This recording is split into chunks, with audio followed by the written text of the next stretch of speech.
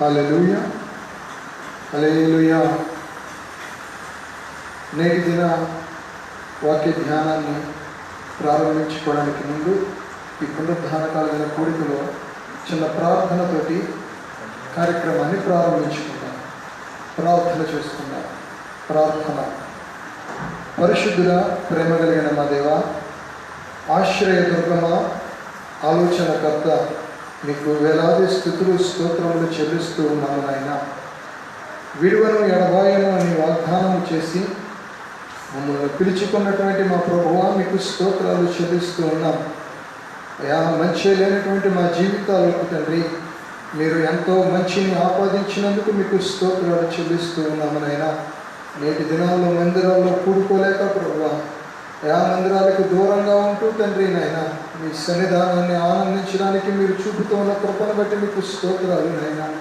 ఇదిగో తండ్రి, మేము ఎక్కడ ఉన్నానో మీ కృప మాకు తోడైనదని వాక్యంలో మీరు సెలవిచ్చిన మాటలు మా జీవితాల్లో రుజువు చేస్తూ ఉన్నందుకే మీకు స్తోత్రాలు చెల్లిస్తూ ఉన్నాము తండ్రి. ఈ దినాన వాక్యాన్ని తండ్రి నాయన ధ్యానించుకోవడానికి ముందు ప్రభు మీరు ఇచ్చినటువంటి చక్కని అవకాశాన్ని ప్రార్థనతో ప్రారంభిస్తూ ఉండగా మీ కృప మాపై కుమ్మరించమని వేడుకుంటూ ఉన్నాం. అయ్యా, ఏ మాటలు అయితే మీరు మాతో మాట్లాడబోతూ ఉన్నారో ఆ మాటలు మా జీవితాల్లో ఫలించడానికి మీ సహాయాన్ని దయచేయమని వేడుకుంటూ ఉన్నాం. అయ్యా, మీ కను దృష్టిని మాపై నిలిపించమని వేడుకుంటూ ఉన్నాము నాయన. ఆనాడు అబ్రహాముకు తోడైన రీతిలో మాకు తోడైన నడిపించమని వేడుకుంటూ ఉన్నాము. దేవానికి స్తోత్రాలు నాయన. కార్యక్రమాన్ని ఆరంభించుకుంటూ ఉండగా మీ దయగల హస్తాన్ని మాకు తోడుగా ఉంచి మీ నామానికి మహిమకరంగా మా జీవితాలకు దీవెనకరంగా ముందుకు నడిపించుకోండి. నిన్న నేడు నిరంతరం ఏకరీతిగా ఉన్న యేసుక్రీస్తు వారి పరిశుద్ధ నామంలో అతి మిక్కిలి వినయంగా బ్రతిమిలాడి వేడుకొని పొందుకొని ఉన్నాము మా ప్రియ పరలోకపు తండ్రి. ఆమేన్. నాతో పాటు ఆమేన్ అన్న మీ అందరికీ నా హృదయపూర్వకమైన వందనాలు చెల్లిస్తూ ఉన్నానండి. మరి ఒక పాట పాడుకొని మనము కార్యక్రమంలో ముందుకు కొనసాగుదాం. సంఘ సభ్యులైన వారు వచ్చి పాట పాడుతూ ఉండగా మరి చూస్తూ ఉన్న వారందరూ కూడా కలిసి పాడుతూ దేవుని స్తుతించాలని కోరుకుంటూ ఉన్నాను.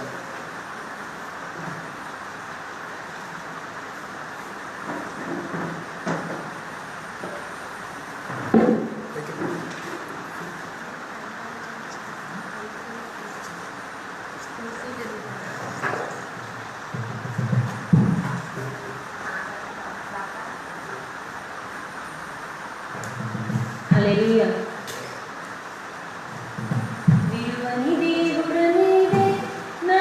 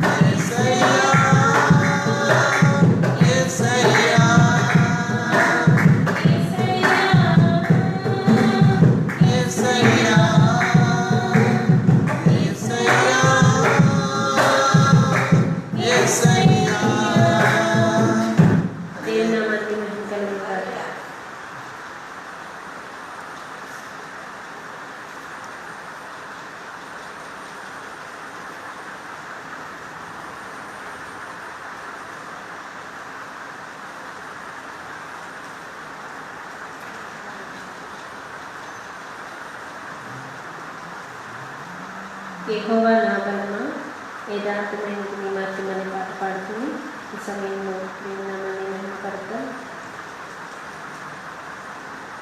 యెహోవా నా బలమా, యథార్థమైనది నీ మార్గం, పరిపూర్ణమైనది నీ మార్గం.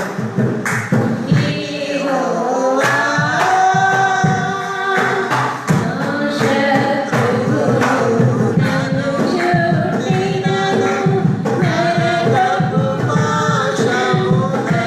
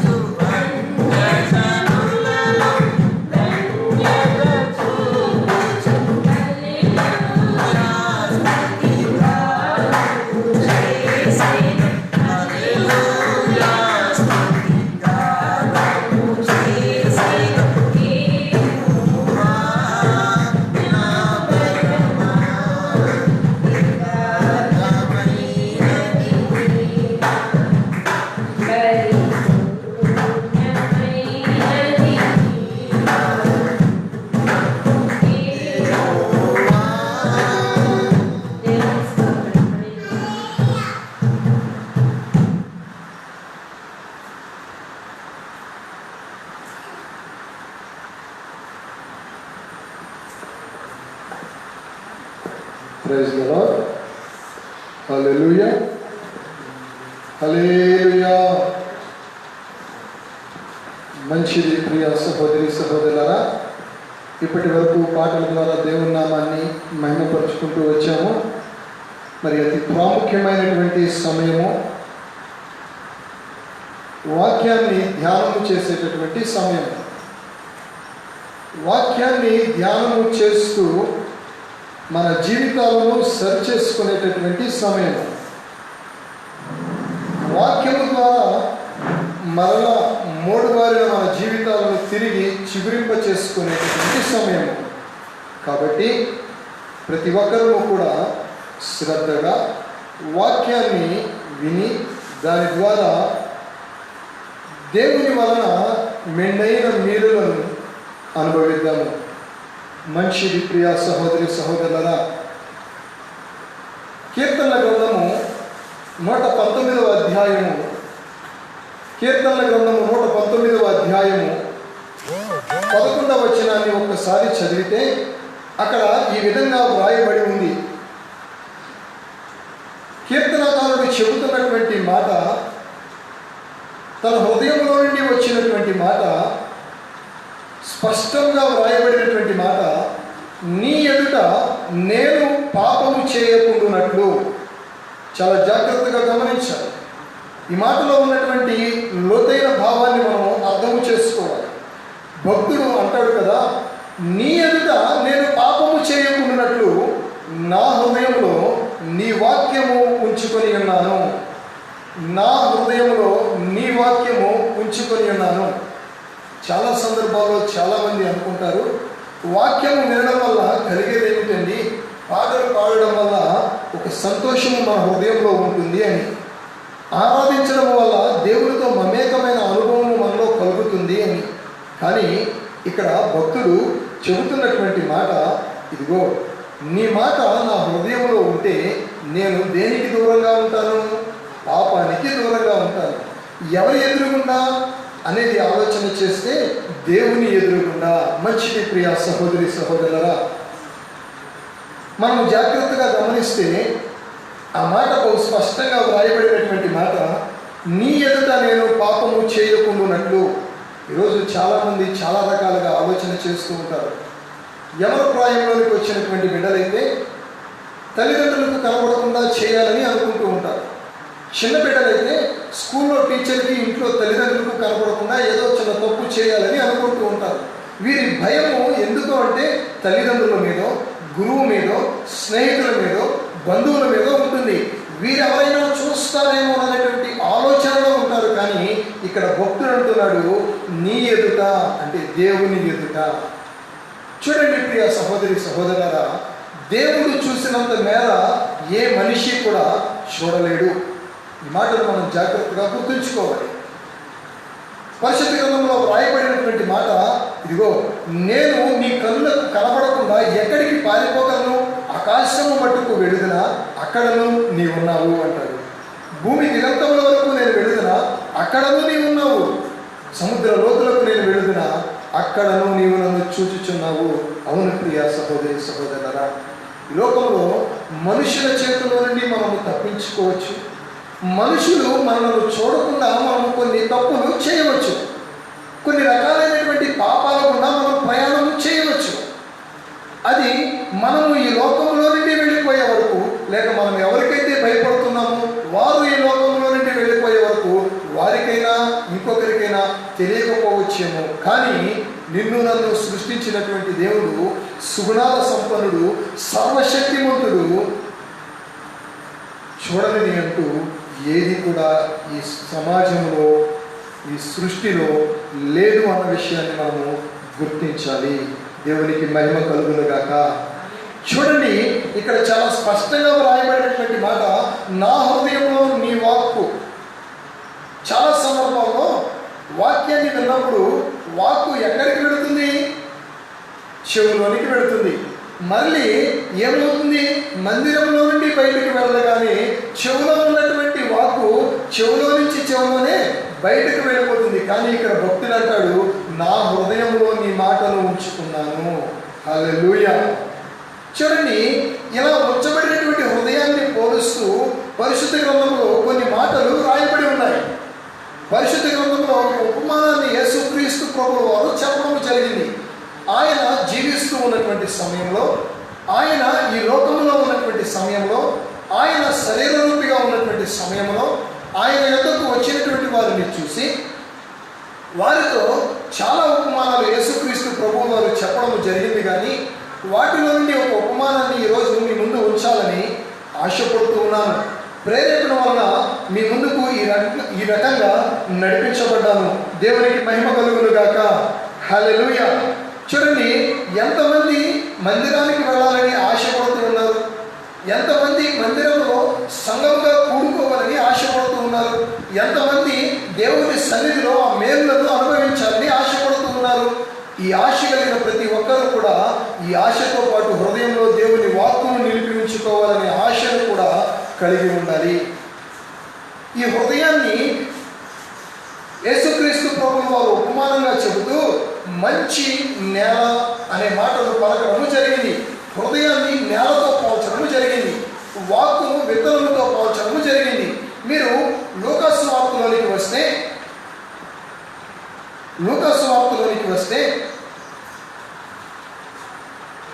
లూకాసు వార్త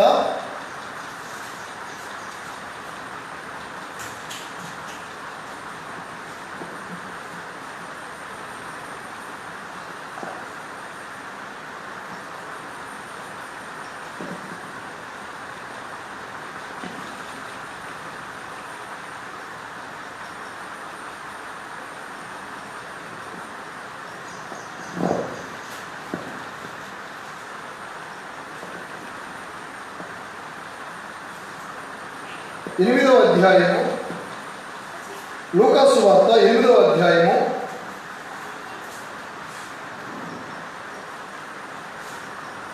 4వ వచనం నుండి చదివితే కొన్ని మాటలను అక్కడ ఈ విధంగా వ్రాయబడి ఉంది. బహు జనసమూహము కూడి ప్రతి పట్టణం నుండి ఆయన యొద్దకు వచ్చుచుండగా ఆయన ఉపమాన రీతిగా ఇట్లనెను. చూడండి, యేసుక్రీస్తు ప్రభువు వారు ఎక్కడ ఉంటే అక్కడ జనము సమూహముగా కూడేవారు. ఆయన వెళ్ళిన ప్రతి చోటకి కూడా అనేక మంది ఆయన గుంపులుగా ఆయన యొద్దకు వచ్చేవారు.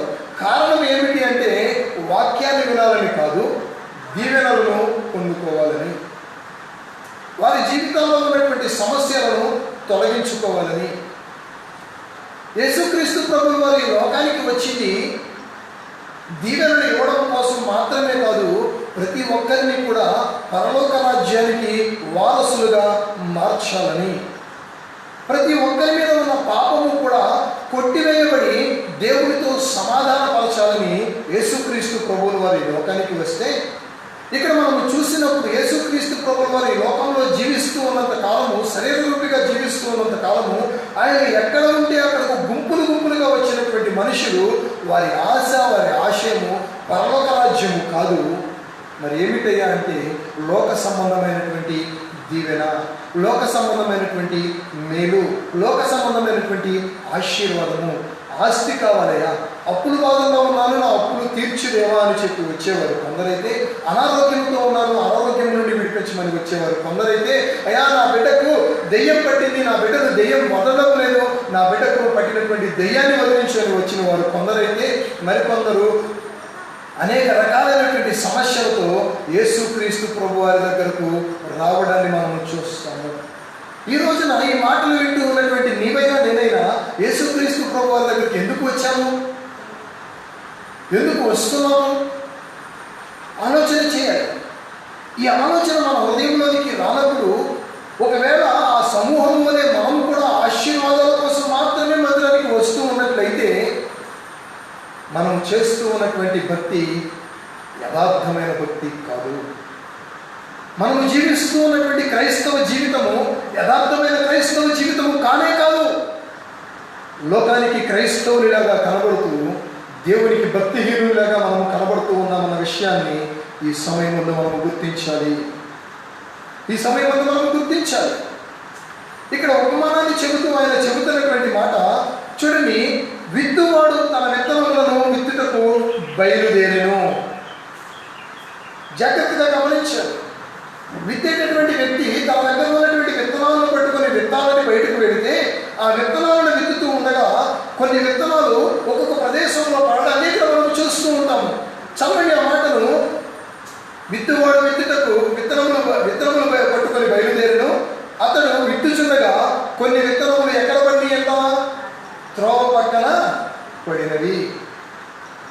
జాగ్రత్తగా వినాలి. కొన్ని విత్తనాలు ఎక్కడ పడినాయి? త్రోవ పక్కన పడినాయి. ఆ తర్వాత అంటాడు కదా, ఇంకొన్ని విత్తనాలు మరి ఎక్కడ పడినాయి? చదవాలి. మరికొన్ని రాతి నేలన పడిన విత్తనాలను మనము చూస్తాము. కొన్ని విత్తనాలు త్రోవ పక్కన పడితే, కొన్ని విత్తనాలు రాతి నేల మీద పడితే, ఇంకొన్ని విత్తనాలు ముళ్ళ చెట్లలో పడినాయి. జాగ్రత్తగా గమనించాలి. 4 రకాలైనటువంటి పరిస్థితుల గురించి మనం ఇక్కడ చూస్తూ ఉంటాం. విత్తనాన్ని వాక్యంతో మనం పోల్చుకొని, నేలను హృదయంతో మనము పోల్చుకుంటే ఈ వాక్య భాగంలో ఉన్నటువంటి సారాన్ని మనము సమృద్ధిగా గ్రహించగలుగుతాము. ఏం చేస్తామని? విత్తనాన్ని వాక్యంతో పోల్చుకోవాలి, హృదయాన్ని నేలతో పోల్చుకోవాలి. మొట్టమొదటి పడినటువంటి విత్తనము రాతి నేల మీద పడింది. రెండవదిగా పడినటువంటి విత్తనము ఎక్కడ పడింది? మొట్టమొదటి విత్తనము త్రోవ పక్కన పడింది, రెండవ విత్తనము రాతి నేల మీద పడింది, మూడవ విత్తనము ముళ్ళ చెట్లలో పడింది, నాలుగవ విత్తనము శ్రేష్టమైనటువంటి మంచి నేలలో పడింది. దేవునికి మహిమ కలుగును గాక. హల్లెలూయా, హల్లెలూయా. చూడండి, ఈ మాటలు ఈ విధంగా వ్రాయబడి ఉన్నాయి. కొన్ని విత్తనములు త్రోవ పక్కన పడి త్రొక్కబడెను గనుక. ఆ తర్వాత అంటాడు, ఆకాశ పక్షులు వాటిని మృంగివేసెను. త్రోవ పక్కన పడినటువంటి విత్తనము ఏమి చేయబడుతుంది అంటే త్రొక్కబడుతుంది. ఈ మాటను వాక్యానుసారంగా ఆలోచన చేస్తే, ఏ విశ్వాసి అయితే మందిరానికి వచ్చి త్రోవ పక్కన పడినటువంటి విత్తనములోనే ఆ హృదయంలో వాక్యాన్ని పెట్టుకుంటాడో, ఆ వాక్యము వలన కలిగేది నష్టమే. ఎవరికి నష్టము అంటే వాక్యానికి నష్టము, దేవుని నామానికి అవమానము, క్రైస్తవ్యానికి నష్టము. మాటలు గ్రహించాలి. త్రొక్కబడము అంటే ఎంత బాధాకరమైన విషయం అండి. అలా త్రొక్కబడడం వల్ల అవి మొలకెత్తకుండా నేలలో కప్పుపడకపోవడం వల్ల ఏమైందంట? పక్షులు వచ్చి వాటిని వెతుకొని పోయెను. జాగ్రత్తగా గమనించాలి. ఈరోజు వాక్యాన్ని వింటున్నటువంటి మన హృదయము ఏ విధంగా ఉంది? ఒకవేళ ఈ త్రోవ పక్కన పడినటువంటి విత్తనం వలె వాక్యము మన హృదయంలో పడుతూ ఉన్నట్లయితే, ఒకసారి దేవుని పాదాల చెంతలో చేరి మనం ఆయన అడగాలి, అయ్యా, ఈ హృదయం కాదు నీవు కోరుకున్నది, ఈ విధమైన జీవితాన్ని కాదు నీవు కోరుకున్నది, అయ్యా, ఈ విధంగా నేను జీవించడం వల్ల వాక్యానికి అవమానం కలుగుతూ ఉన్నది నాయన. అయ్యా, లోకస్తులందరూ కూడా నా జీవితాన్ని బట్టి వాక్యాన్ని ద్వేషిస్తూ ఉన్నారు నాయన, వాక్యాన్ని అవమానిస్తూ ఉన్నారు ప్రభా, నా హృదయాన్ని సరిచేయమని మనం అడగగలగాలి. ఆ తర్వాత మనం చూస్తే, ఆ కిందకు వచ్చి ఆ పక్కన తర్వాతి మాటలు మనం చూస్తే, మరికొన్ని రాతి నేలలో పడి మొలిచి చెమ్మలేనందున ఎండిపోయాను. ఏమైనా ఏంటండి? మరికొన్ని విత్తనాలు ఎక్కడ పడి? రాతి నేల మీద పడి. అక్కడ మట్టి కనబడుతూ ఉంది, కానీ అడుగుకు వెళ్ళేటప్పుడు ఏమి లేదు, అక్కడ మట్టి లేదు, రాయి ఉంది. రాయి చెమ్మను నిలబెట్టుకోలేదు. మట్టికి ఉన్నటువంటి గొప్పతనం ఏంటంటే, పోసిన నీటిని కొంతకాలం చెమ్మగా నిలబెట్టుకోగలుగుతుంది. రాయికి ఆ అదృష్టము లేదు. ఈ రోజున ఏ విధమైన హృదయం మనది? అక్కడ మనం ఆలోచన చేస్తే ఆ పక్కనే అంటాడు కదా, రాతి నేలలో పడిను, మరికొన్ని రాతి నేలలో పడి మొలిచి చెమ్మలేనందున ఎండిపోయాను. అంటే మన హృదయంలో పడినటువంటి ఈ వాక్యము అనే విత్తనము 3 నాళ్ళ ముచ్చటగా ముగిసిపోతూ ఉందా? రాతి నేలలో పడినటువంటి విత్తనము 3వ రోజులో 4వ రోజులో అలా ఉన్న చెమ్మతో మొలిచి పైకొచ్చి కొన్నాళ్ళకి ఏమైపోతుందంటే, చిగురు వేయవలసింది ఏమవుతుంది? క్షీణించిపోతూ ఉంది.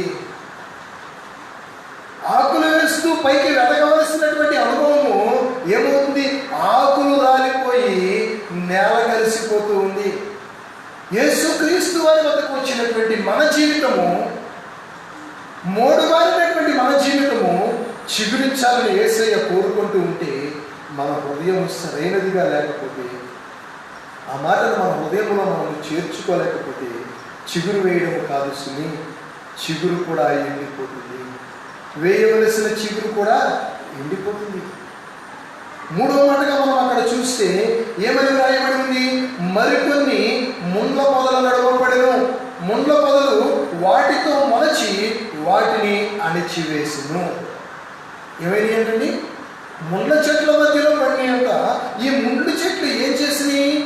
ఆ మొక్కతో పాటు మొలిచి వాటికన్నా ఇవి ఏపుగా పెరిగి కాపు కాయవలసినటువంటి విశ్వాస అనుభవాన్ని ఏం చేసినాయి? ఇంక ఎదగకుండా అక్కడతోనే ఆపివేసినాయి. నాలుగవదిగా మనం చూస్తే ఒక చక్కని మాట వ్రాయబడి ఉంది. ఏమైందంట? మరికొన్ని మంచి నేలలు పడెను, అవి మొలచి నూరంతలుగా ఫలించెను. మొలచి నూరంతలుగా ఫలించెను.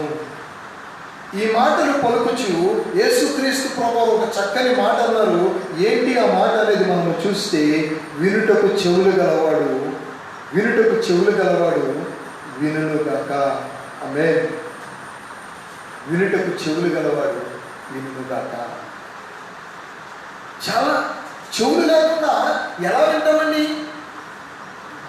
మనిషి పుట్టిన ప్రతి ఒక్కరికి కూడా చెవులు ఉంటాయి కదా. మనం మాట్లాడిన మాటకు సమాధానం ఇస్తున్న ప్రతి ఒక్కరికి కూడా వినబడుతూ ఉంది కదా. మరి చెవులు గలవాడు వినుగాక అంటే అర్థం ఏంటో తెలుసా? మంచి హృదయం గలవాడు ఈ మాటలు విని హృదయంలో పెట్టుకోవాలి. ఈ మాటలు విని మనం హృదయంలో పెట్టుకోవాలి. చాలా సందర్భాల్లో విన్న మాటను విడిచిపెట్టి విశ్వాసాన్ని ప్రదర్శించాలని ఎంతగానో ఆలోచన చేస్తూ ఉంటారు, ఆశపడుతూ ఉంటారు. ఇది ఎలా ఉంటుంది అంటే, ఒక పిల్లవానికి 10 రూపాయలు ఇచ్చి కొట్టు దగ్గరకు వెళ్ళి ఏదో తీసుకురామంటే కొట్టు దగ్గర నుంచి మళ్ళీ 10 రూపాయలు కొట్టుకుని వెనక్కి తిరిగి వచ్చినట్టు ఉంటుంది. జాగ్రత్తగా గమనించాలి. ఎలా ఉంటుందని? చిన్నపిల్లవానికి 10 రూపాయలు డబ్బులు ఇచ్చి కొట్టు దగ్గరకు పంపించి ఏదో ఒక వస్తువు తీసుకురమ్మని చెప్తే ఆ పిల్లవాడు మళ్ళీ 10 రూపాయలు పట్టుకొని ఇంటికి వచ్చినట్టు ఉంటుంది. ఇంటికి వచ్చిన పిల్లవాడిని అడిగితే, ఏంట్రా డబ్బులు తెచ్చావంటే, నువ్వేం చెప్పావో నేను మర్చిపోయానమ్మా. విశ్వాస జీవితం కూడా అంతే సుమి. విన్న వాక్యాన్ని మన హృదయంలో నిలబెట్టుకోలేకపోతే, విన్న వాక్యాన్ని మన హృదయంలో మనము దాచుకోలేకపోతే, విన్న వాక్యము మన హృదయంలో మొలిచి నూరంతలుగా ఫలించలేకపోతే అది ఎందుకు ఉపయోగము లేనటువంటిది? వృధా ప్రయాస. ఉదయం నుండి సాయంత్రం వరకు కష్టపడి సాయంత్రం వట్టి చేతులతో మనం ఇంటికి వచ్చినట్టు. చూడండి, ఆ కిందకు వస్తే ఆ కింద వ్రాయబడి ఉంటుంది కదా 11వ వచనం నుంచి. ఈ ఉపమానం భావమేమనగా, విత్తనము దేవుని యొక్క వాక్యము. విత్తనము దేవుని యొక్క వాక్యము. యేసుక్రీస్తు ప్రభువు వారు చెబుతున్నారు, విత్తనము దేవుని యొక్క వాక్యము. త్రోవ భావమేమనగా, త్రోవ ప్రక్కన నుండి వారు వినులు కానీ నమ్మి రక్షణ పొందకుండా అపవాది వచ్చి వారి హృదయంలో నుండి వాక్యమును ఎత్తుకొని పోవును. చూసారా మీరు ఎప్పుడైనా? మందిరాల్లోనికి కొంతమంది వస్తూ ఉంటారు. వారు వచ్చి ప్రార్థన చేయించుకొని ఏమంటారంటే, మాకు ఇది తగ్గితే మేమేం చేస్తామండి? యేసుబాబుని నమ్ముకుంటాం, యేసు ప్రభుని నమ్ముకుంటామని వస్తారు. కానీ అది తగ్గిన తర్వాత కొంతకాలానికి ఏం చేస్తారో తెలుసా? మా ఇంట్లో వాళ్ళని ఒప్పుకోవట్లేదు, మా ఇంట్లో వాళ్ళని అంగీకరించడం లేదు, మా ఇంట్లో వాళ్ళని మా చుట్టాలన్నీ వేలాడుస్తూ ఉంటున్నారు. ఇక్కడ ఈ మాటలో ఉన్న అర్థం ఏంటంటే, యేసుక్రీస్తు ప్రభువు వారు చెబుతున్నారు, విన్న మాట నీ హృదయంలో నిలబడలేదు కనుక, ఆ మాటలో ఉన్నటువంటి సారాన్ని నీవు గ్రహించలేదు కనుక, నీ చుట్టూ ఉన్నటువంటి వారు నీ హృదయంలో ఉన్న వాక్యాన్ని దొంగిలించి నిన్ను దేవునికి దూరం చేస్తూ ఉన్నారు. చుట్టూ ఉన్నటువంటి వారు మన హృదయంలో ఉన్న వాక్యాన్ని మన నుండి దూరం చేయడానికి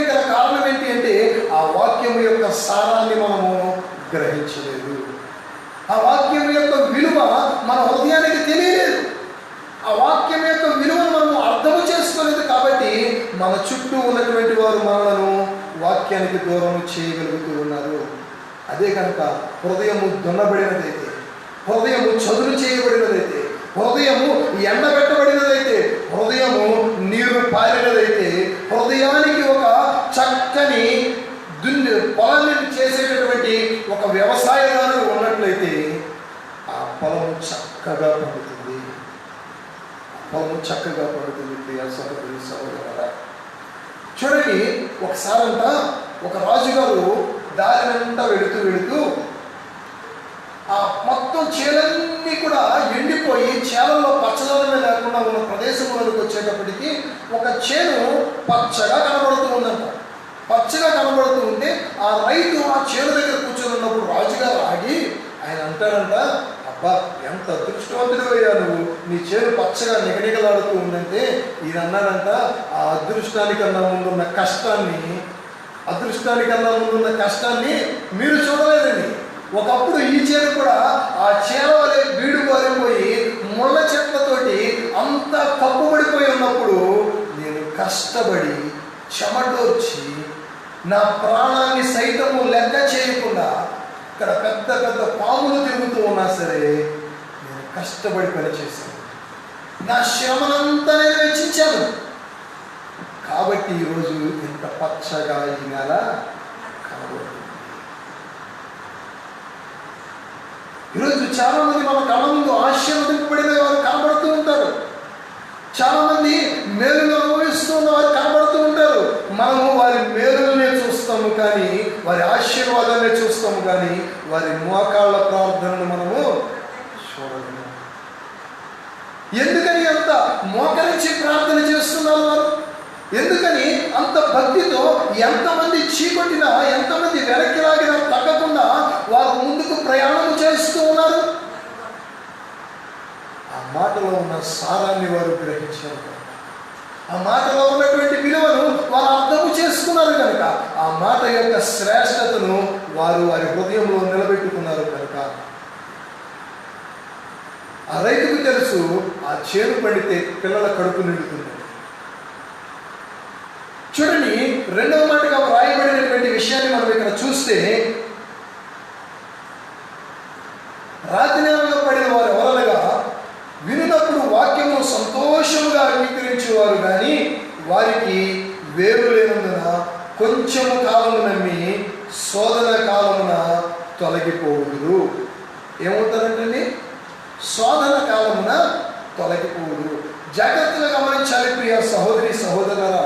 క్రైస్తవ జీవితంలో కొన్ని అనుభవాలు ఉంటాయి. చిన్నపిల్లల్ని స్కూల్కి తీసుకువెళ్తే స్కూల్లో టీచరు ఆ ఎల్కేజీలో నర్సరీలో జాయిన్ చేసినప్పుడు గబగబా దగ్గరికి తీసుకొని సంకనెత్తుకొని ఒక ముందు కూడా పెట్టుకుంటుంది. అలా అని హోంవర్క్లు రాయకపోతే కొట్టకుండా వదిలిపెడుతుందా? ఈ నర్సరీలో వారు వెళ్ళి ఏం చేస్తారు? ఆడుకొని వచ్చేస్తారు. కానీ 1వ తరగతికో 2వ తరగతికో వెళ్ళిన తర్వాత పరిస్థితి ఎలా ఉంటుంది? వారు చెప్పిన దాన్ని చేయాలి, ఇచ్చిన దాన్ని రాసుకుని వెళ్ళి వారికి చూపించాలి. విశ్వాస జీవితంలో కూడా ఒక అనుభవం తర్వాత ఒక అనుభవం, ఒక మెట్టు తర్వాత ఇంకొక మెట్టు. ఇక్కడ చెబుతున్నటువంటి మాట, ఈ త్రోవ పక్కన పడిన విత్తనాల తర్వాత వచ్చినటువంటి విత్తనము రాతి నేలలో పడినటువంటి విత్తనము. ఈ రాతి నేలలో పడినటువంటి విత్తనము కొన్నాళ్ళు మాత్రమే ఉంటుంది. దాని వేరు లోపలికి వెళ్ళలేదు కనుక, అక్కడ నీరు నిలవలేదు కనుక ఏమవుతుందట? ఎండిపోతుంది. ఈ విన్నటువంటి వాక్యము హృదయ అంతరంగాల్లోనికి వెళ్ళి స్థిరపరచబడాలి. కష్టం వచ్చినప్పుడు, బాధ కలిగినప్పుడు పక్క చూపులు కాదు, ప్రభువుని స్మరించగలగాలి. దేవునికి మహిమ కలుగును గాక. హల్లెలూయా. చాలా మంది కష్టం వస్తేనండి అటువైపు ఇటువైపు చూస్తూ ఎవరైనా సహాయం చేస్తారేమో అని అనుకుంటూ ఉంటారు.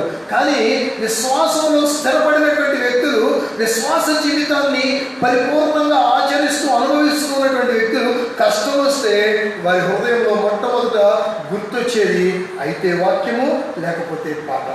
దేవునికి మహిమ కలుగును గాక. హల్లెలూయా, హల్లెలూయా. ఎప్పుడైతే కష్టం వస్తుందో, అయా నా కష్టాల కడలిలో నుండి నన్ను ముందుకు నడిపించగలిగినటువంటి సమర్థత కలిగిన దేవుడు నీవే. అదిగో నన్ను నీవు మందిరంలోనికి పిలుచుకున్నప్పుడు ఇశ్రాయేలు ప్రజలు నా ముందుంచావు.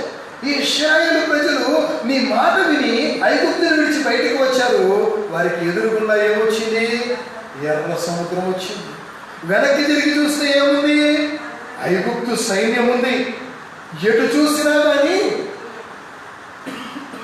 ఎటువైపు చూసినా కానీ శత్రువు, మమ్మల్ని చంపేటటువంటి అనుభవము, మేము చనిపోయేటటువంటి అనుభవము. కానీ నిన్ను స్మరించినప్పుడు, నీకు ప్రార్థన చేసినప్పుడు, మోషే నీ వైపు చూసినప్పుడు ఏం జరిగింది? ఒకవైపున ఉన్నటువంటి సముద్రము రెండుగా చేర్చబడింది. వెనక తరుముకుంటూ వస్తూ ఉన్నటువంటి సైన్యము చేర్చబడినటువంటి సముద్రములో మునిగిపోయింది. హల్లెలూయా, హల్లెలూయా. విశ్వాసంలో స్థిరపడుతూ ఉన్నటువంటి, విశ్వాసంలో స్థిరపడినటువంటి ప్రతి ఒక్కరికి కూడా గుర్తొచ్చేది కష్టకాలంలో దేవుని యొక్క శక్తి, దేవుని యొక్క మహిమ. వారు కష్టంలో ఉన్నప్పుడు మాత్రమే కాదు, తోటి వారు కష్టంలో ఉన్నప్పుడు కూడా దేవుని యొక్క శక్తిని వారికి చెప్పి వారిని కూడా విశ్వాసంలోనికి నడిపించగలుగుతారు. ఇక్కడ చూస్తేనండి, ఈ నేల దున్నబడిన నేల కాదు, ఈ నేల కష్టాలను అనుభవించినటువంటి నేల కాదు, ఈ నేల రైతు చేత తొక్కబడినటువంటి నేల కాదు. ఈ నేలకి ఏ విధమైనటువంటి అనుభవము లేదు. ఎందుకు పనికిరాదు అని చెప్పి విడిచిపెట్టినటువంటి నేల మీద ఒక విత్తనము పడింది. ఆ విత్తనము మధ్యలోనే ఈరోజు నీ హృదయాన్ని దున్నబడినదిగా ఉన్నదా లేక మామూలు రాతి నేల వలె ఉన్నదా అనే విషయాన్ని గమనించవలసిన సమయం ఇది. ప్రియ సహోదరి సహోదరులారా, ఇంకా దున్నబడకపోతే, ఇంకా నీ హృదయం సిద్ధపరచబడకపోతే ఒక్కసారి ఆలోచించి, నీ హృదయం చదువు చేయబడాలనే కదా యేసుక్రీస్తు ప్రభువుల వారు ఇన్ని శ్రమలను అనుభవించి, నీ హృదయము సరిచేయబడాలనే కదా యేసుక్రీస్తు ప్రభువుల వారు మోమి మీద ఉమ్ము ఊపించుకున్నది. నీ హృదయము, నా హృదయము దేవునికి అంగీకారమైనదిగా మార్చబడాలనే కదా ఆయన శరీరము నాగటి చాల వలె చీల్చబడింది. ఒక్కసారి ఆలోచన చేద్దామా? ఒక్కసారి యేసు వైపు కూర్చోద్దామా? యేసయ్యా, ఇంతవరకు నా హృదయం సరిచేయబడలేదు నాయన. అయ్యా, ఇంతవరకు ఎన్నో అపరాధాల్లో నేను కొట్టుకొని పోతూ ఉన్నాను నాయన. ఇంతవరకు నా శరీరమును నేను నీకు సమర్పించుకోలేకపోయాను. ఇంతవరకు నా హృదయాన్ని నేను నీకు అర్పించలేకపోయాను నాయన అని ఆయన వైపు చూడగలిగితే ఈ సమయమందే పరిశుద్ధాత్మ సహాయం చేత, పరిశుద్ధాత్మ యొక్క శక్తి చేత నన్ను నింపి సాగు చేయబడడానికి సిద్ధమైనటువంటి హృదయం వలె మన హృదయాలను మార్చడానికి ఆయన ఇష్టపడుతూ ఉన్నారు. ప్రియ సహోదరి సహోదరులారా, అలాగే 3వ నెలను చూస్తే 3వ పరిస్థితిని మనము చూసినట్లయితే అక్కడ ఒక మాట వ్రాయబడి ఉంది. ముండ్ల పొదల్లో పడిన వారెవరనగా విని కాలం గడిచిన కొలది ఈ జీవన సంబంధమైన విచారముల చేత, ధనభోగముల చేతను అణిచివేయబడి పరిపక్వముగా ఫలించని వారు, పరిపక్వముగా ఫలించనటువంటి వారు. మీరు ఒక ఆలోచన చేస్తే చూడండి, మంచి నేల మీద పడినటువంటి విత్తనాన్ని, ముళ్ళ చెట్లలో పడినటువంటి విత్తనాన్ని చూస్తే, మంచి నేల మీద పడినటువంటి విత్తనము మొదలు చక్కగా లావుగా శ్రేష్టముగా కనబడుతుంది. ముళ్ళ చెట్లలో ఉన్నటువంటి విత్తనము, నీడపట్టున ఉన్నటువంటి విత్తనము, దాన్ని అది అభివృద్ధి చేసుకోలేదు. పొడవుగా సాగుతూ వెళుతుంది కానీ దానికి శ్రేష్టత ఉండదు, దానికి శక్తి ఉండదు. ఇక్కడ వ్రాయబడినటువంటి మాట, విశ్వాస జీవితాన్ని కొనసాగిస్తూ ఉండగా 3వ అనుభవంలోనికి వస్తే, ఈ 3వ అనుభవం ఏం చేస్తుందంటే, ఇందాకటి అనుభవము శోధనల చేత పడగొట్టింది.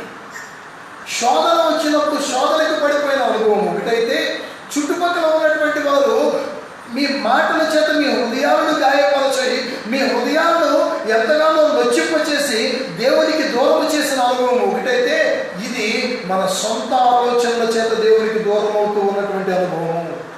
ఏంటి అనుభవంలో ఉన్నటువంటి లక్షణము అనేది మీరు ఆలోచన చేస్తే, కొంతకాలము గడిచిన కొలది ఈ జీవన సంబంధమైన విచారముల చేత, అయ్యో మా అమ్మాయికి పెళ్ళవదేమో, మా అబ్బాయికి పిల్ల దొరకదేమో, ఈ దేవుణ్ణి నమ్ముకున్నానని నేను చెప్తే నాకు రావాల్సినటువంటి రాయితీలు రావేమో, నా ఉద్యోగము ఊడిపోతుందేమో, అయ్యో నేను ఈ దేవుణ్ణి నమ్ముకున్నానని చెబితే నా చుట్టూ ఉన్నటువంటి ఉద్యోగస్తులు లేక మా యజమాని నాకు ప్రమోషన్ ఇవ్వడేమో అనేటటువంటి ఆలోచన. ఈ విధమైనటువంటి తలంపులతో పాటు సంపాదన అనేటటువంటి తలంపు మనిషి హృదయమును ఏం చేస్తుందంట? మధ్యలోనే దేవునికి దూరం చేస్తుంది. మొదటి అనుభవము మొలవనే లేదు, రెండవ అనుభవము మొలిచింది కానీ ఎదగలేదు, మూడవ అనుభవము ఎదిగింది కానీ ఫలించే పక్వానికి రాలేదు. 3 అనుభవాలు మనకు కనబడుతూ ఉన్నాయి. ప్రతి క్రైస్తవ విశ్వాసి కూడా ఈ 4 అనుభవాల్లో ఏదో ఒక అనుభవంలో ఉండాలి. జాగ్రత్తగా వినాలి. ప్రతి విశ్వాసి కూడా ఈ 4 అనుభవాల్లో ఏదో ఒక అనుభవంలో ఉండాలి. అయితే మొదటి అనుభవమా, మొలవనటువంటి అనుభవమా, అసలు వాక్యమే హృదయంలోనికి రానటువంటి అనుభవమా, రెండవది వచ్చి కొన్నాళ్ళు ఉండి పోయినటువంటి అనుభవమా, లేక మూడవ అనుభవము కొన్ని సంవత్సరాల పాటు ఉండి ఏదో సంపాదన కోసమో, పెళ్లి కోసమో, ఉద్యోగం కోసమో, ఇంకా వేరే దేని కోసమో విడిచిపెట్టిన అనుభవమా, లేక ఇప్పుడు 4వ అనుభవంలోకి మనం వస్తున్నాం. ఈ అనుభవము ఏ అనుభవం అంటే 100 ఫలించినటువంటి అనుభవము. దేవునికి స్తోత్రం. హల్లెలూయా, హల్లెలూయా. 100 ఫలించినటువంటి అనుభవంలో ఉన్న గొప్పతనం ఏంటో తెలుసా? వారి కడుపు నిండడం మాత్రమే కాదు, ఏం చేస్తుంది? పక్కన వారి కడుపును కూడా నింపుతుంది. ఎవరైనా ఒక ఇంట్లో ఒక మామిడి చెట్టు పెట్టుకున్నారు అనుకోండి, ఆ చెట్టు 2 కాయలే కాస్తే ఏం చేస్తారు? వాళ్ళు మాత్రమే తిని తృప్తి పొందుతారు. అదే 100 కాయలు కాసినప్పుడు ఏం చేస్తారు?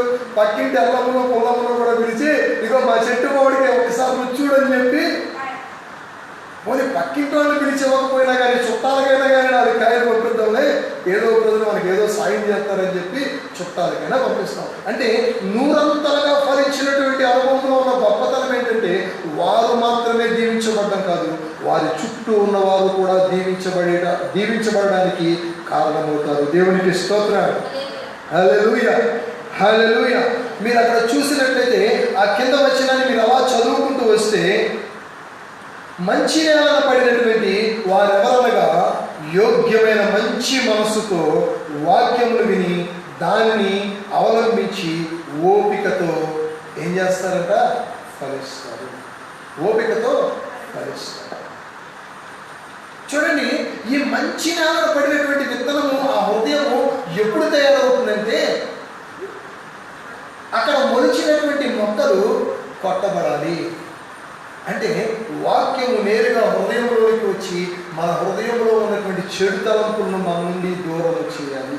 ఈ పని చేస్తూ ఉన్నప్పుడు హృదయానికి గాయమవుతుంది, వాక్యము ద్వారా మనసు నొచ్చుకుంటుంది, హెచ్చరికను అంగీకరించగలగాలి. ఆ నేల దగ్గరకు వెళ్ళి ఆ నేల మీద ఉన్నటువంటి మొక్కలను కొడతానికి రైతు వస్తే, చిచ్చీను నన్ను కొట్టొద్దు, నన్ను బాగు చేయొద్దు అని ఆ చేను ఉందనుకోండి, దాని బ్రతుకేంటి? ఎంతకాలం ఉన్నా కానీ గచ్చపోలతోనూ ముళ్ళతొప్పలతోనూ దాని జీవితాన్ని జీవించవలసిందే. అది ఇంకొకరికి ఆశీర్వాదకరము కాదు సరికదా, మరొకరికి నష్టాన్ని మాత్రమే మిగులుస్తుంది. దారిలో వెళుతూ పొరపాటున ఎవడైనా చూసుకోకుండా దగ్గరికి వెళ్ళాడు అనుకోండి, మొల చెట్లు ఏం చేస్తాయి? ఒళ్ళంతా చీల్చివేస్తాయి.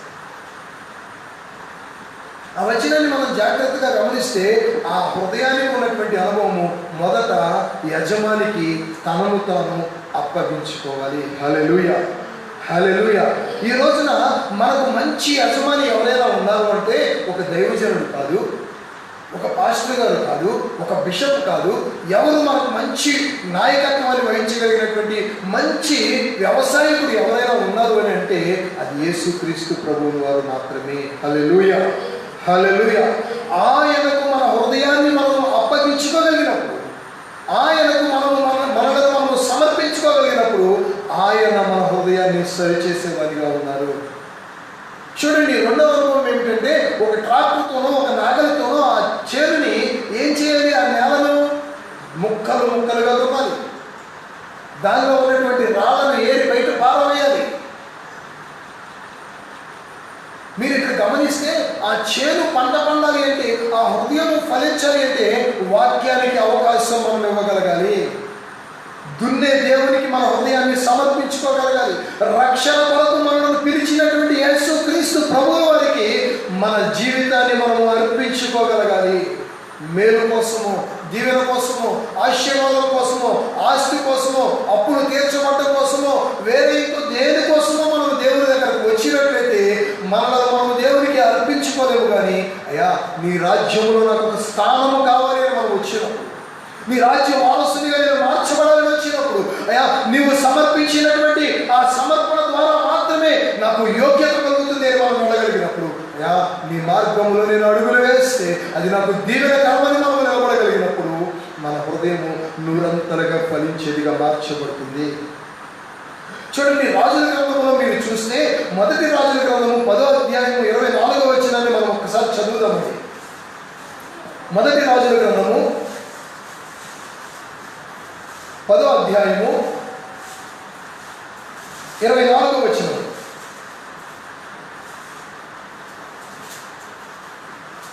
అక్కడ మనం చూస్తే అతని హృదయమందు దేవుడు ఉంచిన జ్ఞానవాక్కులను వినుటకై లోకులందరూ అతనిని చూడగోరిరి.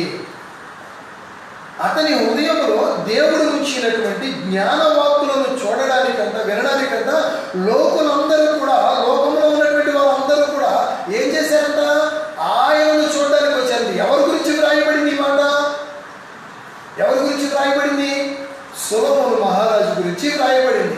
ఈ సొలొమోను మహారాజు గురించి మనం ఆలోచన చేస్తే, ఈ సొలొమోను మహారాజు ప్రారంభంలో దేవుడు కనబడి, అయ్యా నీకు ఇశ్రాయేలు ప్రజలందరినీ అప్పగిస్తున్నాను, నీవేం కావాలో కోరుకో అంటే కలలో అడిగినప్పుడు ఈ సొలొమోను మహారాజు అంటాడు కదా, అయ్యా నాకు ధనం వద్దు, ధాన్యం వద్దు, వెండొద్దు, బంగారం వద్దు, మరేం కావాలయ్యా?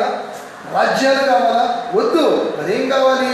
ఇదిగో నీ ప్రజలు విస్తారముగా ఉన్నారు, లెక్కింప సత్యము కానంత ప్రజలు ఉన్నారు. ఈ ప్రజలందరికీ న్యాయమైన తీర్పు నేను తీర్చాలి అంటే, న్యాయాన్ని నేను జరిగించాలి అంటే నాకు జ్ఞానము కావాలి. దేవునికి మహిమ కలుగును గాక. ఈ రోజున మందిరానికి వచ్చేటటువంటి మనకున్నటువంటి అవసరాలను కోరుకుంటాం, కానీ మనకు ఏది అవసరమో దాన్ని కోరుకుంటాం. కానీ మనం తర్వాత చూస్తే ఈ సొలొమోను మహారాజు కొంతకాలం మాత్రమే జ్ఞానాన్ని నిలబెట్టుకున్నాడు. దేవుడు అడిగినటువంటి సొలొమోనుకి ఎంత జ్ఞానాన్ని ఇచ్చాడంటే, ప్రపంచంలో ఉన్న ప్రతి ఒక్కరూ కూడా సొలొమోను మహారాజు దగ్గరకు వచ్చి అతని జ్ఞానాన్ని చూడాలని ఆశపడ్డారు. అంత జ్ఞానాన్ని దేవుడు ఇచ్చాడు. అంటాడు కదా దేవుడు వాక్యంలో, నీకన్నా ముందు ఇటువంటి జ్ఞానవంతుడు ఎవడు లేడు, ఇక ముందు ఇటువంటి వాడు ఎవడు రాడు, అంతటి జ్ఞానాన్ని నేను నీకు ఇస్తున్నానంటే, ఇదిగో ఈ లోక సంబంధమైనటువంటి ఐహిక విచారముల చేత, భోగ భాగ్యాల చేత, ఈ మూడో రకం విత్తనం వలె ఏమైపోయాడు సొలొమోను మహారాజు? నూరంతలుగా ఫలించలేక పడిపోయాడు. నూరంతలుగా ఫలించలేక. మరి నూరంతలుగా ఫలించాలంటే ఏం చేయాలి? మనము నూరంతలుగా ఫలించాలంటే మనం చేయవలసింది ఏదైనా ఉంది అంటే కనుక ఒక చక్కని మాట రాయబడి ఉందండి బైబిల్లో. ఆ మాట మీరు జాగ్రత్తగా ఆలోచన చేస్తే ద్వితీయోపదేశకాండంలో రాయబడి ఉంటుంది. ఏమని అంటాడు అంటే, ఇదిగో మీ బిడ్డలు బహుగా ఫలించాలి అంటే, విస్తారమైన పంట మీ బిడ్డల ద్వారా కలగాలి అంటే మీరు చేయవలసింది ఏంటో తెలుసా? నేను మీకు ఇచ్చిన ఆజ్ఞలను మీ హృదయంలో మీరు పెట్టుకొని, మీరు కూర్చున్నప్పుడు, లేచినప్పుడు, పడుకున్నప్పుడు, బయటకు వెళ్ళేటప్పుడు, ఏ పని చేస్తున్నా సరే నా ఆజ్ఞలను, నా మాటలను మీ బిడ్డలకు మీరు నేర్పించాలి. ఎప్పుడైతే హృదయంలో దేవుడి మాట నిలబడుతుందో అప్పుడు నూరంతలుగా ఫలించే అనుభవంలోకి మనము రాగలుగుతాము. పరిశుద్ధ గ్రంథంలో మనం చూస్తే యోసేపు అనేటటువంటి ఒక వ్యక్తి ఉన్నాడు. యోసేపు ఎంతగా దీవించబడ్డాడంటే బహుగా దీవించబడ్డాడు. ఒక దేశానికి రాజు తర్వాత రాజు అంతటి వాడిగా నియమించబడ్డాడు. అతని గురించి తండ్రి అంటాడు, ఇదిగో నీవు గోడను దాటి పాకుతూ ఉన్నటువంటి ద్రాక్షావళి అంటే అంత విస్తారంగా నీవు దీవించబడతావు. ఎందుకని? అతని హృదయంలో దేవుని మాట నిలిచి ఉంది. అన్నదమ్ములు తోడు లేరు, అయిన వారు తోడు లేదు, తండ్రి తోడు లేడు, తల్లి తోడు లేదు, ఒంటరిగా ఉన్నాడు, శ్రమ అనుభవిస్తూ ఉన్నాడు. అన్నను చూస్తామా, అమ్మేశారు. తండ్రి చూస్తామా, ఎక్కడో కంటికి కనబడినటువంటి దూరంలో ఉన్నాడు. వెళదామన్నా లేదు, ఉత్తరం రాద్దామన్నా లేదు, అసలు ఎక్కడ ఉన్నారో కూడా తెలియనటువంటి పరిస్థితి. సరే కదా, ఒక యజమాని దగ్గర దాసుడిగా పనిచేసుకుంటూ పోదామంటే శోధన ఎదురైంది, శ్రమ ఎదురైంది. శోధించినటువంటి స్త్రీ చెరసాలకు పంపించింది. కానీ ఆ చెరసాలలో కూడా అక్కడ వ్రాయబడి ఉంటుంది ఆదికాండంలో, ఏమని అంటాడండి, యోసేపు చెరసాలకు వెళ్ళేటప్పటికట అధికారులకు మంచి మనసు కలగజేసి అతని మీద కనికరము పుట్టించెను. దేవునికి మహిమ కలుగును గాక. ఈరోజు ఏ ప్రదేశంలో నీవు దేవుని మాటలు నీ హృదయంలో పెట్టుకుని జీవిస్తూ ఉన్నా సరే, నీ అధికారులకు దేవుడు కనికరాన్ని కలిగించేటటువంటి దేవుడు. నీ చుట్టూ ఉన్న సమస్యలను నీకు అనుకూలంగా మార్చేటటువంటి దేవుడు. నీకు కావలసినటువంటి శ్రేష్టమైన ఈవులను నీకు దయచేయగలిగినటువంటి దేవుడు. నీవు చేయవలసిందల్లా, నేను చేయవలసిందల్లా, మనమందరము కలిసి చేయవలసిందల్లా ఆయన మాట మన హృదయంలో మనం నిలబెట్టుకోగలగాలి. హల్లెలూయా. మంచి హృదయానికి ఉన్నటువంటి గొప్ప లక్షణము, నీ ఎదుట నేను పాపము చేయకున్నట్లు నా హృదయములో నీ మాటను నేను స్థిరపరుచుకున్నాను. హల్లెలూయా. చూడండి, 4 అనుభవాలు మనకి ఇక్కడ కనపడుతున్నాయి. ఒక అనుభవము, వాక్యము హృదయంలోనికి రాలేదు, అది మొలవలేదు.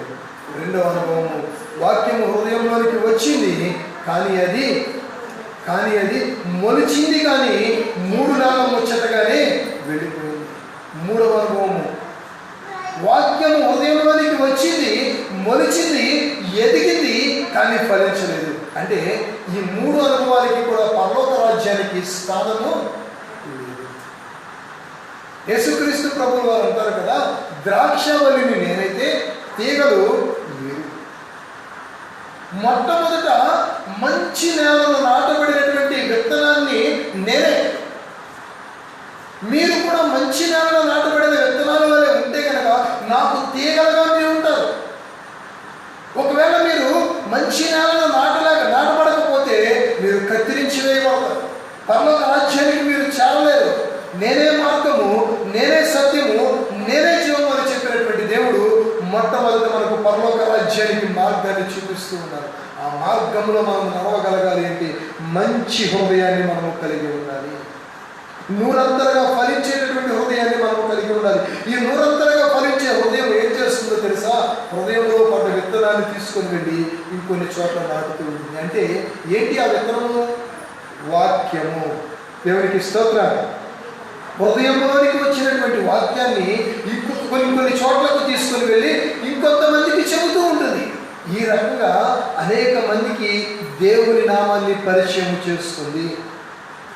మంచి నేలకు ఉన్నటువంటి గొప్ప లక్షణము, హృదయంలోనికి వచ్చిన దాన్ని 100 చోట్ల నాటి వస్తుంది.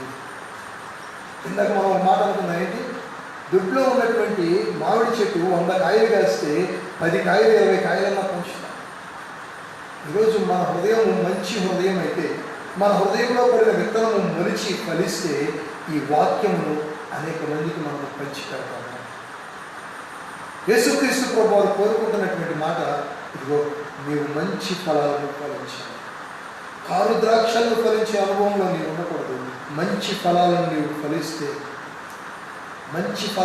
ఫలిస్తే నేను నీకు దీవెనలు కలగచేస్తాను. హల్లెలూయా, హల్లెలూయా. ముగింపు ప్రార్థన చేసుకుందాం. మనం 4 రకాల అనుభవాలు మన ముందుకు వచ్చాయి. కీర్తనకారుడు సెలవిస్తున్నటువంటి మాట, నీ ఎదుట నేను పాపము చేయకున్నట్లు అయ్యా నా హృదయంలో నీ మాటను ఉంచుకున్నాను. అయ్యా నా హృదయంలో నీ మాటను ఉంచుకున్నాను ప్రభువా. అవును ప్రభువా, నా హృదయంలో నీ మాట ఉన్నప్పుడు అయ్యా లోక సంబంధమైన వారి దృష్టిలో పాపము చేయడం కాదు, లోక సంబంధమైన వారికి భయపడుతూ అయ్యో నేను ఇది చేస్తే ఏమైనా అంటారేమోనని భయపడుతూ చాటు మాటల్లో పాపము చేసే అనుభవంలో కాదు. ఇదిగో నాయనా, చూచుచున్న దేవుడు నీవు, కనులను కలగ చేసిన వాడు చూడకుండా అనే వాక్యము సెలవిస్తున్న మాట నా హృదయంలో నిలబెట్టుకొని అయ్యా నీ ఎదుట నేను పాపిగా దోషిగా నిలబడకుండా ఉండేటట్లు నేను జీవించగలుగుతాను నాయన. నీ మాటలో ఉన్నటువంటి శ్రేష్టత అది ప్రభువా, నీ మాటలో ఉన్నటువంటి దీవెన అది నాయన. అయా జుంటి తేనె దారుల కన్నా మధురమైనటువంటి ఆ అనుభవంలోనికి నేను రావాలని ఆశపడుతూ ఉన్నాను. యేసుక్రీస్తు ప్రభువు వారు శరీరధారిగా ఈ లోకంలో జీవిస్తూ ఉన్నప్పుడు అయా ఆయన చేసినటువంటి ఉపమానము, ఆయన చెప్పినటువంటి ఉపమానంలో ఉన్నటువంటి 4 రకాల అనుభవాల్లో నేను ఏ అనుభవంలో ఉన్నానో ఈ సమయంలో నాకు జ్ఞాపకం చేస్తూ ఉన్నాను నాయన. అయా హృదయంలోనికి మాటలు వస్తూ ఉన్నా, హృదయంలోనికి వాక్యం వస్తూ ఉన్నా, అయా అది మొలవడానికి కూడా వీలు లేనటువంటిదిగా నా హృదయం ఉన్నదా? ఈ సమయంలో నేను ఆలోచించుకోవలసి ఉన్నది. అయా ఈ సమయంలో నేను సరి చేసుకోవలసి ఉన్నది. ఈ సమయమందు అయా కనికర పూర్ణుడై ఉన్నటువంటి నీ పాదాలు పట్టుకొని మీ చేత సరి చేయబడవలసినటువంటి ఆ సమయంలోనే ఉన్నాను, అటువంటి పరిస్థితిలోనే ఉన్నాను ప్రభువా. ఆలోచన చేస్తూ ఉన్నా అయా, ఆలోచన చేస్తూ ఉన్నారు ఆయన బిడ్డలు. అయా బిడ్డలు ఆలోచన చేస్తూ ఉన్నారు ప్రభువా. ఆ హృదయాన్ని సరి చేయగలిగిన అయా నమ్మకమైన వ్యవసాయం మీరు ప్రభువా, నమ్మకమైన వ్యవసాయం మీరు నాయన. అయా విశ్వాసానికి కర్త మీరు నాయన. మేము సరి చేయబడాలనే మీ ఆశయమని ప్రభువా, పరలోక రాజ్యంలో మేము చేర్చబడాలనే మీ ఆకాంక్ష ఏమని నాయన, మీ ఆకాంక్ష ఏమని. ఇదిగో దేవా, ఈ ప్రార్థనలో ఏకీభవించి అయా మొదటి విత్తనాన్ని, అయా మొదటి నేలను పోలినటువంటి అనుభవంలో మేము ఉన్నామేమో సరి చూసుకుంటూ ఉన్నాం. లేదు లేదు లేదు లేదు, నేను ఈ అనుభవంలో లేను. నా హృదయంలో పడినటువంటి విత్తనము, నా హృదయంలోనికి వచ్చినటువంటి వాక్యము మొలిచింది.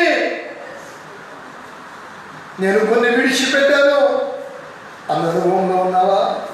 2వ అనుభవంలోనికి వచ్చావా? 2వ అనుభవంలోనికి నీ వస్తే మొలిచినటువంటి ఆ మొక్క ఫలించే స్థితిలోనికి ఎదుగుతూ ఉందా, లేక అక్కడ ఎగిపోతూ ఉందా? పరలోక రాజ్యానికి వారసత్వాన్ని సంపాదించుకోగలుగుతూ ఉందా, లేక ఫలాలు లేక, అసలు చిగురే లేక ఎదగవలసిన మొక్క ఎండిపోతూ ఉందా? ఆ వాక్యానికి ఉన్న స్థితి మన హృదయంలో ఏమిటి అనే స్థితిలోనికి మనం ఆలోచించాలి. అయ్యా అవును అయినా నా హృదయంలో వాక్యము నిలిచింది, కానీ దేవా ఆ వాక్యము ఫలించేటట్టు ఎదగడం లేదు. అయ్యా ఏ రోజుకి ఆ రోజు వాక్యము నా హృదయంలోనికి వస్తూ ఉన్నది, కానీ అయ్యా 3 నెలల ముచ్చటగానే ఆ వాక్యము, 3 నెలల ముచ్చటగానే ఆ వాక్యము దేవా ఎండిపోతూ ఉన్నది నాయన. నా జీవితం ఎండిన ఎడారిగా మారిపోతూ ఉన్నది ప్రభువా. అన్ని అనుకుంటూ ఉన్నారా? సరి చేయమని దేవుణ్ణి అడుగు. ఈ అనుభవాన్ని కూడా దాటి ముందుకు వచ్చావా? 3వ అనుభవము,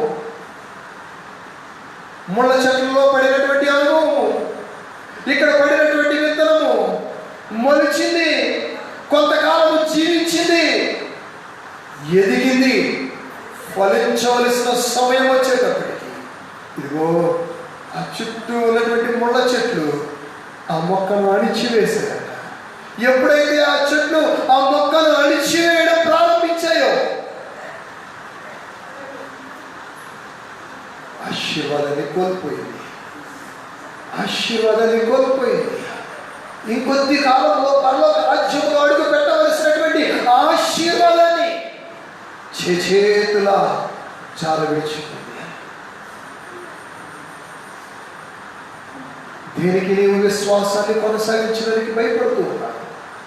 ఏ కారణం చేత నీవు వెనకడుగు వేస్తూ ఉన్నావు?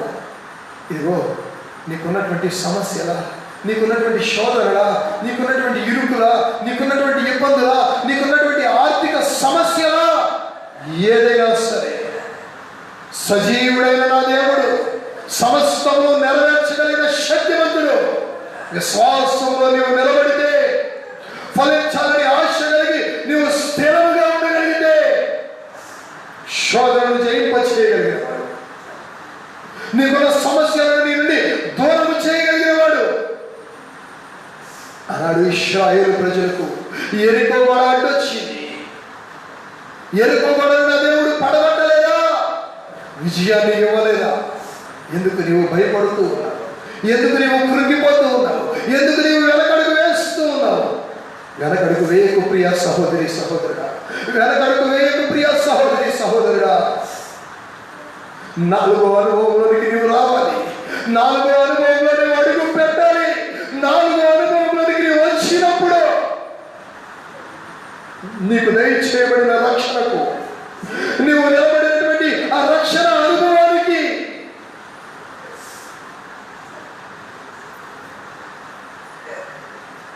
ఒక విలువ ఎప్పుడైతే నీవు 100గా ఫలించే అనుభవంలో నీవు ఉంటావో, నిన్ను బట్టి అనేక మంది నా యేసయ్య దగ్గరికి రాగలుగుతారు. నన్ను బట్టి అనేక మంది నా యేసయ్య దగ్గరికి రాగలుగుతారు. ఆ మాటలో చివరిగా అంటాడు కదా నా దేవుడు, ఓపికతో మనం ఉండగలగాలి. ఎస్, 100గా మనం ఫలించాలి. మనలో ఉన్న తొందరపాటును మనం విడిచిపెట్టాలి. మనలో ఉన్న కంగారుని మనం విడిచిపెట్టాలి. ఏమైపోతుందో అన్న భయాన్ని మనం విడిచిపెట్టాలి. ఏదైనా సమర్థంగా నన్ను ముందుకు నడిపించగలిగిన సర్వశక్తివంతుడు నాకున్నాడని యేసు వైపుకు మనము చూడగలగాలి. యెషయా మొద్దు నుండి చిగురును పుట్టించినటువంటి శక్తివంతుడు మన దేవుడు.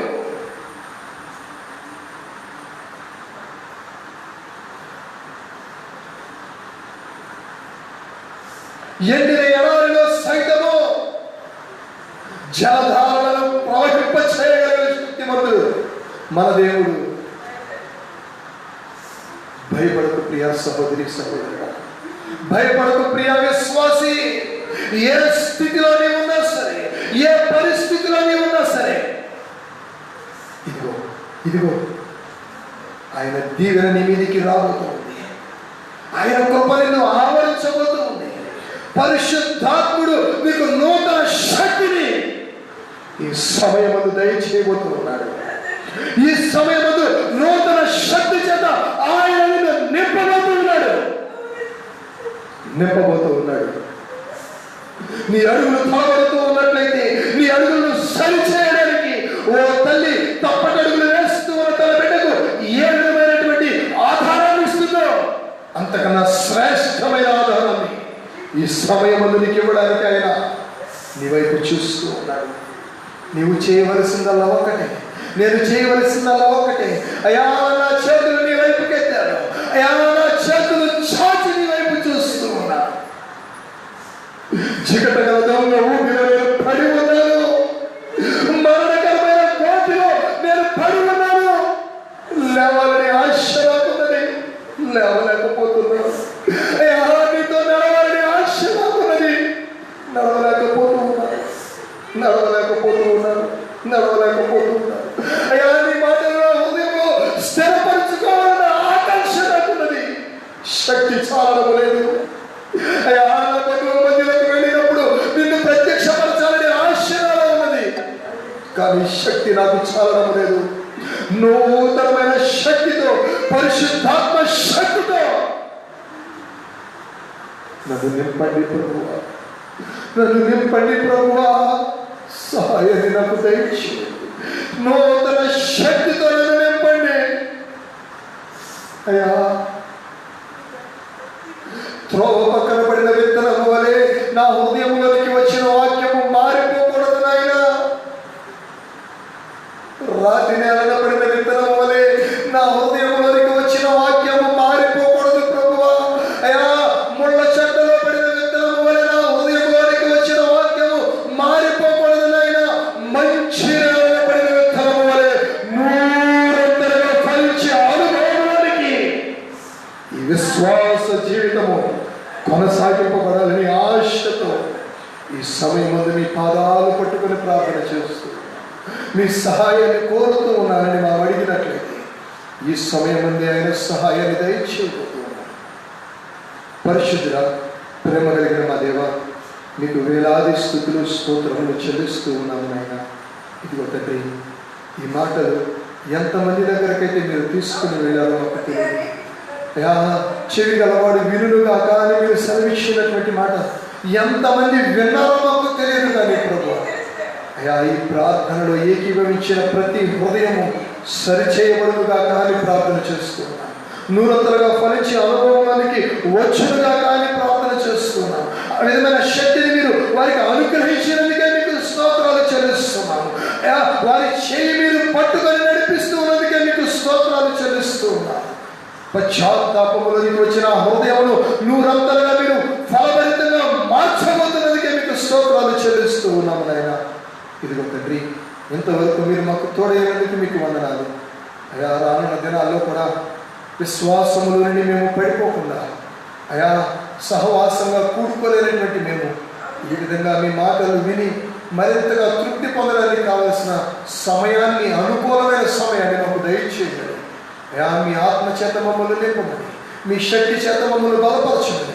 ఈ ప్రార్థనలో ఏకీభవించిన బిడ్డలో ఎంతమంది బలహీనతతో ఉన్నారు, ఎంతమంది సమస్యలో ఉన్నారు, ఎంతమంది వేదనలో ఉన్నారు, ఎంతమంది అసమాధానకరమైన పరిస్థితుల్లో ఉన్నారో మాకు తెలియదు కానీ వారి కుటుంబాల్లో ఉన్న ప్రతి అసమాధానాన్ని దూరపరచమని, ప్రతి బలహీనత నుండి విడుదల దయచేయమని, ప్రతి అక్కర మీరు వారికి తీర్చమని, మీ నామానికి ఘనత, మహిమ, ప్రభావం పొందుతామని. మా మధ్యన ఉన్నటువంటి ఈ తెగులు మమ్మల్ని విడిచిపోవడానికి మీ సహాయం దయచేయమని. ఏ తెగులు నీ గుడాలను సమీపించలేరు అని మీరు చేసిన వాగ్దానము ప్రతి ఒక్కరి జీవితంలో నెరవేర్చబడ్డానికి తండ్రి తెగులును లయపరచమని యేసుక్రీస్తు వారి పరిశుద్ధ నామములో అతి మిక్కిలి వినయంగా బ్రతిమిలాడి వేడుకొని పొందుకొని ఉన్నాము మా ప్రియ పరలోకపు తండ్రి. ఆమేన్. యేసు రక్తమేచ్చి, సిలువ రక్తమేచ్చి యేసు నామమునకు సంపూర్ణమైన విజయం కలుగునుగాక. అపవాది శక్తులకు అనంతనాశనము కలుగునుగాక. ప్రభు యేసు నామమునకు సంపూర్ణమైన విజయం కలుగునుగాక. తండ్రి, కుమార, పరిశుద్ధాత్మ అన్యోన్య సహవాసం ఇప్పుడు నువ్వు ఎల్లప్పుడూ సదాకాలము ఈ మాటలు విన్నటువంటి ప్రతి ఒక్కరికి మనందరికీ తోడైంది క్షేమకరంగా ముందుకు నడిపించునుగాక. ఆమేన్. ఆమేన్.